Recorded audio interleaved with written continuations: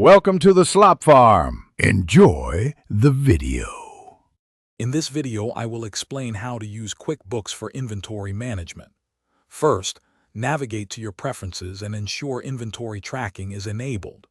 This crucial step allows QuickBooks to monitor your stock levels automatically. Next, create each inventory item, entering essential details like description, cost, and sales price.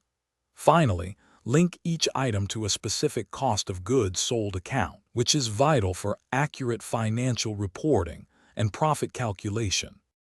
Once your setup is complete, managing inventory becomes straightforward. When you purchase new stock, record it using a bill or check, ensuring the correct inventory asset account is selected.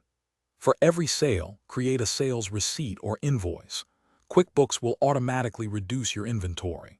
If you find any discrepancies, such as damaged goods or missing items, use the Adjust Quantity/Value on Hand feature to maintain precise stock counts. QuickBooks offers powerful reporting tools to give you valuable insights into your inventory. Run an inventory valuation summary report to understand the total cost and value of your current stock. The Inventory Stock by Item report shows you exactly how many units of each product you have on hand. Additionally, analyze the Sales by Item summary report to identify your best-selling products and make informed purchasing decisions. To optimize your inventory management, consider these advanced tips.